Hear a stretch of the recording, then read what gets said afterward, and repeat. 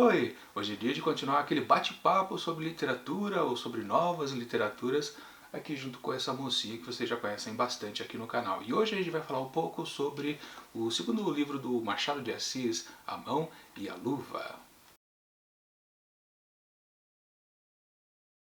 Bom, então vamos começar esse terceiro vídeo aqui desse pequeno projeto de a gente fazer uma leitura comentada com uma pessoa que está voltando a esse negócio de ler com frequência. Pelo menos é o objetivo que a gente tenta fazer aqui, né, de meio que dar uma forçadinha, né, de você ler todos os 9 romances publicados por Machado de Assis, depois do desafio de ter lido lá Os Miseráveis, aquele grande calhamaço que eu esqueci de pegar agora, né? Vou mostrar, mas enfim, então deixa eu aproveitar e já falar, né? A gente fez um comentário sobre a leitura da mocinha aqui, para quem não sabe, né? É a Maria de Lourdes, vulgo mãe, do Paulo. E a gente fez um vídeo há um tempinho atrás, já mais de um mês, né? Vou deixar o link aqui em cima para você dar uma conferida o que a gente falou a respeito lá daquela história. A proposta aqui desse vídeo e dos outros que a gente vai fazer depois não é destrinchar a história, é só bater um papo, fazer uma comparação entre os livros já lidos, futuros e o atual. E para quem quiser ter mais detalhe a respeito dos livros que a gente vai comentando, sempre vale lembrar que eu fiz resenhas comentadas dos capítulos. Ou seja, por exemplo, né, do livro anterior que a gente viu do Machado de Assis, que foi Ressurreição, eu fiz 3 vídeos comentando capítulo a capítulo. Então lá está bem destrinchado, eu vou falando mesmo a respeito da história, com todos os spoilers possíveis. Depois eu fiz um vídeo de resenha, e aí lá não tem spoiler nenhum, tem só um comentário geral a respeito da história. E aqui, a proposta desses vídeos todo nosso é só bater um papinho sem dar muitos spoilers. A gente quase não dá muito spoiler, para falar a verdade. Difícil. É mais por cima e é mais a coisa de comentar a respeito de como é ler um livro, que é a proposta aqui. Bom, então estamos no segundo livro do Machadão, que é A Mão e a Luva. Depois de ter visto a Ressurreição, eu vou deixar o link aqui em cima para você ver o que a gente discutiu lá há 3 semanas atrás, a respeito do primeiro livro do Machado de Assis. Agora a gente vai para o segundo. Do primeiro para o segundo, o que você percebeu de diferente? Eu acho que a diferença é que a história, eu achei a história mais complicada, mas não para ler. Uma história mais densa, vamos dizer, né? Do que a Ressurreição. Eu achei ela bem mais fácil, não é mais fácil de ler, fácil de entendimento até, né? Do que a Ressurreição. Ressurreição ela é mais complicada um pouco para entender. Eu achei bem melhor, realmente, A Mão e a Luva. Bem mais, até os personagens ficaram melhores, né? Ficaram mais, como eu posso dizer, eles ficaram não tão bobos, eu achei bobos outros, né? Que nem um romance, aquela Água com Açúcar. Aí não, já foi um romance mais... Mas em termos assim, de Água com Açúcar, você acha que a outra história foi mais fraquinha e essa foi mais... Não, essa foi em termos melhor. românticos, não estou falando nenhuma outra questão mais, Não. mas a coisa de, eu estou apaixonado por fulano, será que fulano gosta de mim? Você viu isso no primeiro livro e nesse segundo livro, você vê alguma diferença nesses tons românticos? Tem uma diferença enorme, né? Porque a outra era mais a mocinha com o seu primeiro amor, sei lá, o mais romântico mesmo. Esse aqui tem um romantismo, mas é mais centrado. Eles falam, além do romance, tem outros querer no meio, né, do romance, como pensar se vai dar melhor, né? Fulano é melhor do que ciclano e assim por diante, né? Então eu achei que a história é mais Mas o que você falou entrinchada assim, um no outro, né? Uma coisa assim, nossa, eu fiz uma palavra assim bem... Mas o que você falou aí de ser... de ser o primeiro romance, de ter sido Água com Açúcar, na verdade outra história, nós tínhamos uma mulher que era até viúva, ela já teve um relacionamento, não foi o primeiro amor dela, também o cidadão, que era o Dr. Félix, né? Da Lívia e Dr. Félix, em Ressurreição, né? Verdade. A Lívia já era uma viúva, então ela já tinha um romance, não era a primeira aventura romântica dela. E o cidadão era um canalha que sempre pegava as mocinhas, só ficava 6 meses com cada uma delas. Então também não tinha nada de, primeira vez, né? Na verdade aqui é o que acontece a primeira vez de um primeiro amor, né? Não é que era bem a primeira vez. Apesar de ser já ela ser viúva e ele ser um safadão, né? O modo deles agirem era mais criança. E esse daqui não, embora fosse o primeiro amor da mocinha, né, da Guiomar, né? Dela, não era também o primeiro amor da Guiomar, também não foi o primeiro amor. Ela teve, quer dizer, primeiro amor mesmo, mas ela teve outros romancezinhos, né? Não, acho que não. Teve interesse por outros assim? Não.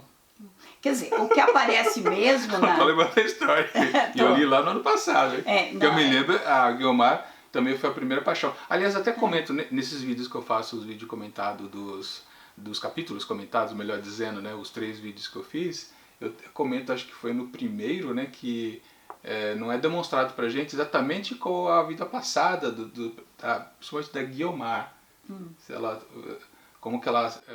aliás, não é nem isso que eu ia falar, é que na verdade a gente não sabe direito como funciona o namoro lá naquela época, lá em 1870 e pouco, que passa a história. O namoro é bem diferente do tempo de hoje, né? Não, hoje em dia é tudo mais fácil. Aberto, antigamente era mais difícil. Antigamente precisa ter um carimbo praticamente dos responsáveis para se ter um namoro, né? E o início do namoro dos personagens principais, que é a Guiomar, né? A gente não deu nada ainda, né? Luiz Alves e o Estevão, a gente percebe que primeiro ela teve alguma coisinha com o Estevão, né? É bem pouco, né? Quase não aparece. Na verdade, o narrador do livro não passa pra gente como é que funcionou o relacionamento deles. A gente só fica sabendo, na verdade, que o Estevão tentou ficar com a Guiomar. E a Guiomar ficou, acho que interessada, mas acho que parece que não aconteceu nada, nenhum abraço, nenhuma bitoca. Se é que podia fazer tal coisa antigamente. Foi só os olhares, né? E depois ela rejeitou ele. Ela rejeitou, né? E aliás, a grande graça desse livro do Machadão é exatamente o comportamento da Guiomar, né? Coisa que até o próprio autor destaca na abertura do livro, naquele texto introdutório, antes de começar exatamente a história, né? Ele fala que ele quer criar um perfil dessa personagem, da mocinha da vez, né? Só que no começo da história a gente tem pouco dela, né? Tem pouco dela sim. Mas depois, mas no 3º capítulo, né? Mais ou menos, que aparece mais, que ela vai aparecer. Conta a história, né? Que conta a história, que aí tem que tem mais focada nela, né? Mais focada na Guiomar. Porque também tem a parte que é do Estevão, que foi mais focada nele, depois tem o do Luiz, né? Luiz Alves.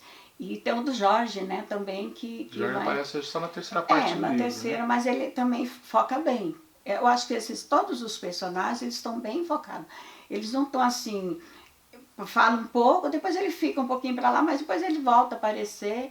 E acho que a força, assim, mais ou menos, eles são equivalentes à força dos personagens, né? Então, e aí, em comparação com outro livro que a gente viu, Ressurreição do Machado, então a gente pode dizer que nesse livro são muito menos personagens, né? São só menos 6 personagens, né? Então, em comparação do outro que tinha pra lá de 10, acho que passava de 10 personagens, aqui eles aparecem pouco, mas a gente consegue entender um pouquinho melhor deles, né? Isso, fala se passa bem, mais o perfil deles. Mais o perfil dele, o narrador fala bem dele, né?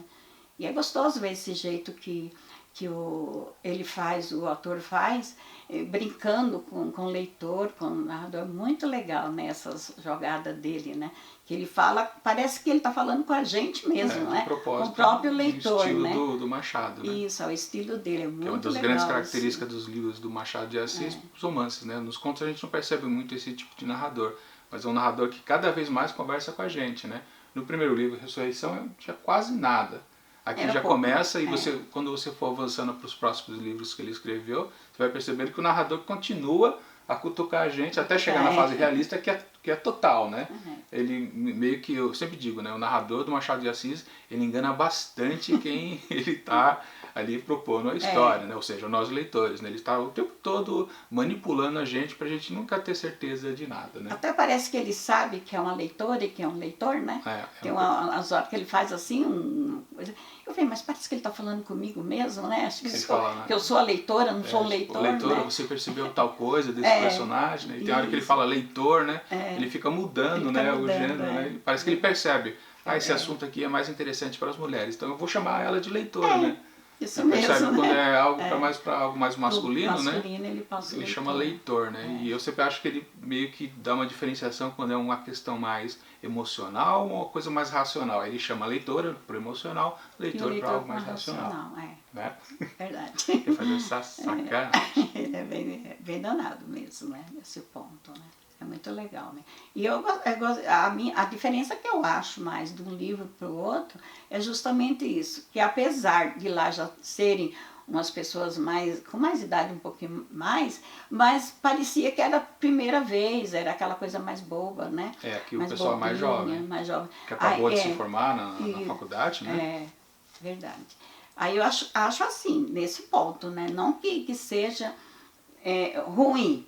Os dois são bons. Eu tanto gostei de Ressurreição, mas gostei mais, parece que foi mais ao meu gosto A Mão e a Luva, né? A Mão e a Luva foi bem... Mas é uma história que o foco, como eu disse, estava na Guiomar, né?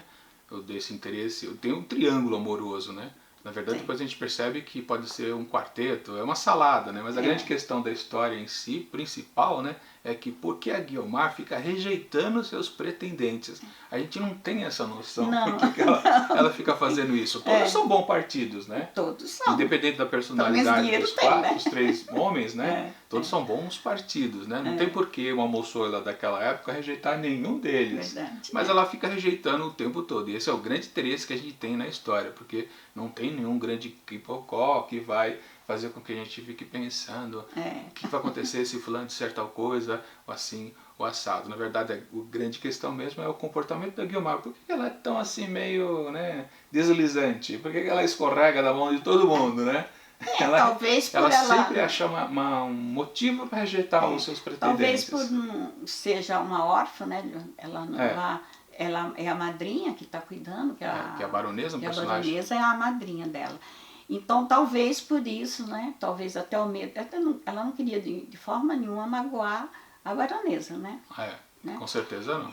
Então talvez isso daí faça, né? Ela ser desse jeito, né? Não mostrar por que ela rejeita tal, né?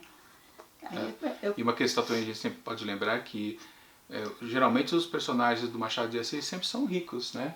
Ela é um personagem pobre, né? Mas que foi amparada, né? Isso, foi por tutelada uma pessoa rica, né? Pela pessoa rica, a madrinha rica. Pela baronesa que conhecia a mãe da Guiomar, né? E aliás, a baronesa, um detalhe interessante também, essa proximidade entre as duas, é que a baronesa tinha uma filha, né? Que acabou falecendo, né? E meio que ela substituiu a filha pela Guiomar. Ela transferiu todo o amor que tinha o empenho, principalmente, né? De cuidar, né? De cuidar mesmo. Ela cuidou mesmo. E teve ela como filha mesmo. Com uma relação de mãe e filha. De mãe e filha, né? Que ela só... Talvez seja um spoiler, né? Dizer que ela passa a chamar ela de mãe já só no finalzinho, né? Que ela chama ela de mãe. Mas de qualquer forma tinha essa relação, né? E um outro personagem também interessante é a Miss Oswald, né? Que é uma tipo governanta, faz tudo na casa da baronesa, né? Ela fica um pouco enciumada no começo da história com a Guiomar, muito né? Enciumada, quando a Guiomar passa a viver, né? Justamente quando a baronesa adotou, né?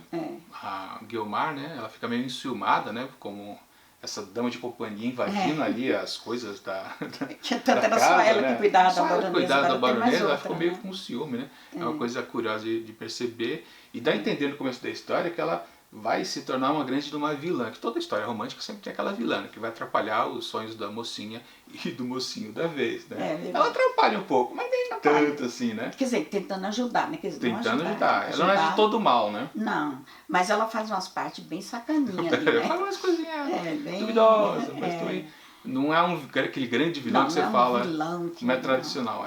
É que também é a coisa do Machado, ele também não quer, eu acho que, usar esse estereótipo do vilão, né? E em questões de montar uma história romântica, ele abusa mais daqueles outros clichês que tem, né? Que é a coisa da carta, a carta que... Como sempre existe a carta, né? Tem que ter uma carta, né? Em todo romance dele tem que ter uma carta, né? Aliás, mas na carta aqui do A Mão e a Luva a gente tem o texto mais curto de todos os livros dele, né? Só tem uma palavra. Uma frase. É uma palavra. É uma palavra. É uma palavra. Uma palavra. É verdade. Assim. Só tem uma palavra e muda completamente a história, né? Muda. Quem manda a carta, quem recebe, a gente não vai dizer aqui, mas é muito interessante. Não vamos dizer, né? Mas é interessante. Aliás, quando a gente sabe da carta e depois a gente sabe o conteúdo dela, não? Se não me engano é isso que acontece, né? A gente fica sabendo que a carta chegou, aconteceu o desdobramento pela chegada da carta, depois que a gente fica sabendo que estava escrito dentro dela, né? Dentro dela. Demora pra gente saber, né? E quando a gente descobre, a gente entende tudo e também é uma situação um pouco engraçada, né? A gente ri, né? Eu me diverti, principalmente os últimos capítulos, né? Que foi do 13 ao 19, né? Nossa, esse eu ri o tempo todo, eu me diverti. Porque a situação eu achava engraçada. É curioso, né? Mas boa. Boa. Não, é boa. Justamente, quando tem uns quiprocó, pra lá, pra cá, pra onde que vai os casalzinhos, a gente fala, mas que coisa maluca que tá acontecendo, né? E na verdade é isso mesmo. Desde o começo da história, se você reparar, a gente for voltando o que a gente leu, do começo ao fim, a gente percebe que nessa história aqui do Machado de Assis tem situações um pouco tendendo ao cômico. Não são. Né? A proposta não é você sair rindo. Não, mas do jeito que acontece, você fala, pô, tem que rir, né? Não tem como não rir, né? E por isso torna-se mais gostosa a leitura, né? Você vai se envolvendo ali. Aliás, você se envolve mesmo com as personagens. As histórias têm uma tendência de ser mais leve, não são cômicas, e tira um pouco do, assim, uma coisa mais de drama da história. Na verdade não tem, né? Porque é uma história romântica, quer dizer, toda história romântica tende a ser leve, né? Não tem nenhum dramalhão. Quer dizer, tem também, né? Mas aqui nessa história do Machado de Assis, em comparação com o primeiro livro, Ressurreição, é muito mais interessante como a história se dá de uma maneira mais simples. Verdade, que o desenrolar dela fica bem mais interessante. Embora a história comece de uma maneira bem trágica, né? Quando Estevão chega na casa do Luiz Alves, todo arrependido, com o coração ferido, né? De querer se matar, né? Porque tomou o pé na bunda da Guiomar, né? Se eu acontece no começo da história, não é spoiler nenhum, né? Não. Mas o amigo, né, o Estevão, chega para mim, eu tô querendo me matar, e o amigo fala... Deixa para amanhã. Deixa para amanhã, você quer se matar, mas deixa para amanhã, vamos conversar, você dorme aqui, amanhã se você quiser se matar, você se mata, mas agora não, tá? Vamos bater um papo, né? É uma coisa curiosa, é uma solução do amigo, né? Tentar evitar a morte do outro, né? Você dá risada. É interessante, né? Bem interessante mesmo. Ou seja, ali é um pitadinha de uma cena engraçada, né? Não se vai repetindo ao longo do texto, mas a gente percebe que é uma história mais leve. Talvez isso ajude também a história a ficar mais interessante em comparação com Ressurreição. Bem mais. Eu posso falar do final assim já? Não vou dar nenhum spoiler, mas... Depende do que você vai falar do final, né? Não, eu quero dizer... Você vai falar que foi o culpado é o mordomo? Aí é sacanagem. Não, eu só vou dizer que a sacada da Guiomar foi demais para... Assim, no final da história a gente está entendendo por que ela não fica com ninguém. Qual o motivo, ver, né? Valeu o livro, aí a gente entende, né? Não é uma coisa surpreendente a sua moto, né? Não é exatamente uma coisa surpreendente de cair o queixo, é por causa disso. Na verdade é uma coisa bem simples. Quando a gente vê, isso está atrelado com o título da história, A Mão e a Luva. Quando a gente entende por que a história se chama A Mão e a Luva, né? E aliás, o Machado meio que para dar uma cutucada na gente, ele coloca 2 ou 3 momentos onde tem uma passagem que aparece mão e aparece luva, né? E a gente fala, por causa disso que era, né? Se chama a história, né? Foi titulado dessa maneira. Não é. Só no finalzinho, exatamente na última frase da história, última frase ele explica pra gente por que essa narrativa tem este nome específico, que a gente entende tudo e acaba entendendo até mais a Guiomar, né? Lógico, e a gente chega à conclusão, mas ele é danado mesmo, realmente a mão e a luva se encaixam direitinho. Era para isso, não tinha outro motivo. A gente já sabia da história desde o começo, a gente só não tinha percebido o que ele queria dizer com ela. Uma coisa que a gente pode lembrar a respeito de A Mão e a Luva, que foi publicada periodicamente, ou seja, acho que saía toda semana um capítulo num jornal. Então, o Machado até comenta isso lá naquele texto introdutório, né, que ele não estava muito acostumado com isso, né, contar uma história aos poucos, sem saber exatamente para onde que ela vai. E a gente pode perceber uma coisa que acontece nessa história aqui, quer dizer, a gente não percebe, a gente vai ter certeza a partir dos próximos livros do Machado. Não vou dizer agora, vamos ver se você percebe lá para as próximas histórias, uma tendência do Machado que ele vai fazendo com as suas histórias depois de um certo tempo. Algo bastante curioso.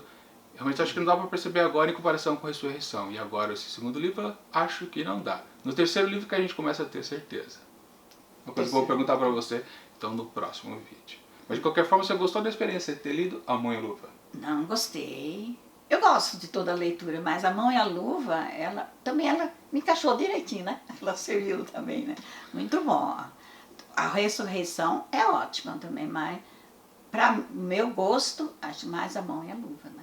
O seu gosto é melhor A Mão e a Luva do que a Ressurreição? Do que a Ressurreição. Embora seja boa, né? Mas para o meu gosto, mais A Mão e a Luva. Certo. Então agora a gente já começa então a falar sobre a próxima história que a gente vai ver do Machado de Assis, que é... Helena. Você lembra que você já viu uma novela chamada Helena, né? Você já assistiu a adaptação? Já assisti a novela. A novela das 6, na Rede Globo? Tem uma coisa eu não consigo lembrar. E eu li o livro Helena. Eu li quando eu fiz cursinho, eu li Helena. Eu li Helena, mas eu não trago. Não lembra nada. Não, é até interessante porque eu só sei que o nome da história é o nome da moça, né? É o nome do personagem. Da pessoa. Não é que nem a Mãe-Luva que a gente queria saber por quê. Ali já diz exatamente Quem é a quem é protagonista da a vez. protagonista da vez, né? Mas não lembro. Eu já tentei Nada. lembrar, não me traz. também. Eu lembro de outros livros dele, né? E assim, de história dele, de outros autores Você leu também. há décadas atrás. Eu que li no ano Muitos passado, anos, em nossa. 2018. Se me perguntar agora, na lata aqui, qual é a história do livro, Helena, eu não consigo dizer. Não tenho nada na cabeça. Não consigo lembrar dos outros personagens, a não ser, claro, Helena, que é Só claro. Helena. Porque Se você esquecer que Helena é o personagem principal, aí lascou de vez. Mas eu não consigo lembrar. Eu lembro de alguns detalhes, né? Mas é uma coisa curiosa, quando a gente, mesmo gostando de um livro, percebendo que ele vai sendo melhor ou pior do que o outro, que isso ajuda a gente sempre a marcar na memória, quando a gente percebe, essa história é bem melhor do que a anterior que a gente viu, ou é bem pior do que a gente viu, então acaba marcando nesses melhores e piores. Isso também não ajuda a lembrar da história. Não, também não, né? Eu esqueci completamente qual que era a história de Helena, mas é legal.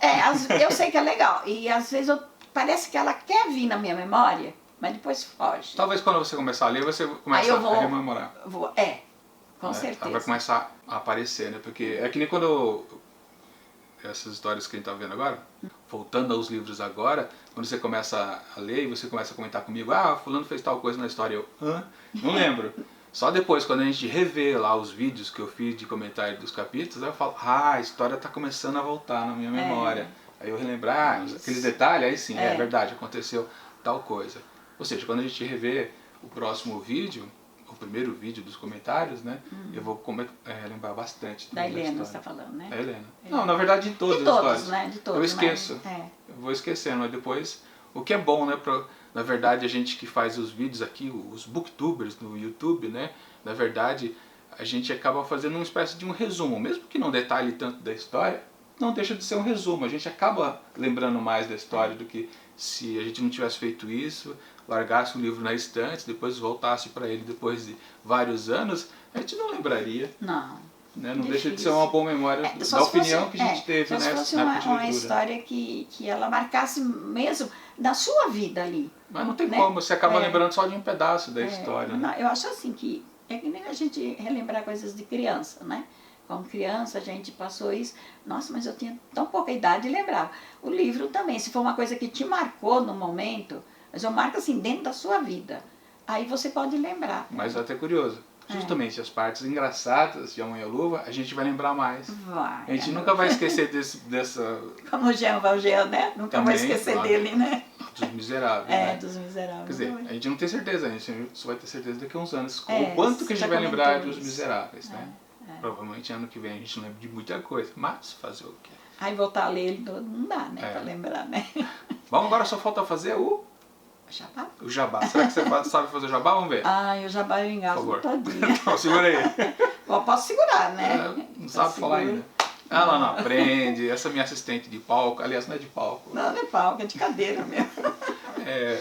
Cadeira. O jabá é o seguinte, né? Se você quer acompanhar com a gente essas leituras dos livros do Machado de Assis, né? Tanto lá nos livros, tanto nos vídeos, né? Dos comentários dos capítulos, dividido em 3 partes, ou nas resenhas, ou então nesse bate-papo aqui super informal sobre as histórias, a gente recomenda a leitura através dessa coleção aqui da Nova Fronteira, que tem 3 volumes, numa caixa rígida, super bacana. E claro, tem aquela coisa, se você quiser ajudar o canal, vou deixar aqui na descrição do vídeo o link para você poder adquirir esta belezinha aqui com todos os livros. Deixa eu colocar aqui dentro para ficar bonitinho na foto, né? E se você utiliza o link que eu deixo lá na descrição do vídeo, você acaba ajudando o Imantado de Livros, porque eu ganho aquela comissãozinha de vendedor. E não é só jabá não, esse aqui é bem bacana, porque já comentei, se você tenta achar todos os livros do Machado de Assis por aí, você não acha ele de uma maneira uniforme e bacana, bonita. Essa caixa é bonita mesmo, né? Nossa, precisa todo ficar lugar que se olha, destaque ela tá bonita, estante, né?